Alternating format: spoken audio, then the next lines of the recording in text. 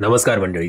श्री स्वामी समर्थ. मंडळी, ग्रामदेवतांचा मान सन्मान कसा करावा हे आपण आजच्या या व्हिडिओमध्ये जाणून घेणार आहोत. मंडळी, दर अमावस्येला आपल्या परिसरातील ग्रामदेवतांचा मान सन्मान केल्यास बऱ्याच अडचणी, संकटे दूर होतात. त्यासाठी एक नागिनीचे पान घ्या, त्यावर दक्षिणा, सुपारी, खारीक, भीमसेनी कापूर देवीसमोर किंवा देवासमोर दक्षिणोत्तर दिशेला ठेवायचा आहे.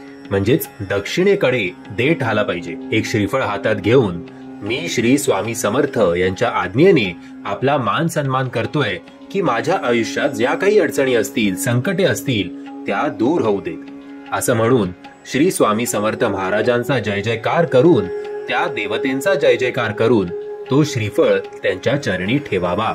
त्याचबरोबर जे काही असेल, फुलहार, खडीसाखर म्हणून नैवेद्य दाखवावा. ठराविकपणे आपण सर्वांनी जर दर अमावस्येला हा कार्यक्रम केला तर आपल्या घरावरील अनेक अशा अशुभ शक्तींचा त्रास कमी होऊ शकतो.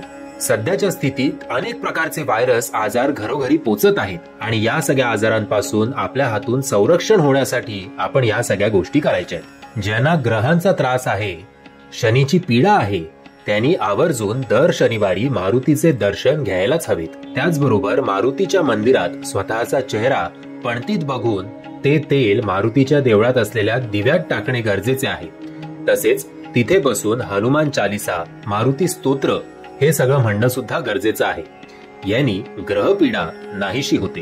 प्रत्येक स्त्रीने मंगळवार, शुक्रवार बघून देवीच्या मंदिरात जाऊन एक पाठ दुर्गा सप्तशती करणे गरजेचे आहे. त्यांनी घरातील बरीच कामे मार्गी लागतात आणि घरातील लक्ष्मी स्थिर होते. आपल्या घरात कुलदेवीचा वास राहतो. मंडळी, या गोष्टी तुम्ही नित्यनेमाने करायलाच हव्यात. ग्रामदेवतांचा मान सन्मान कसा करावा याची थोडक्यात माहिती मी तुम्हाला या व्हिडिओच्या मार्फत सांगितली आहे, अगदी सोप्या भाषेत. जर तुम्हाला हा व्हिडिओ आवडला असेल तर प्लीज या व्हिडिओला लाईक, शेअर आणि चॅनलला सबस्क्राईब करायला विसरू नका. श्री स्वामी समर्थ.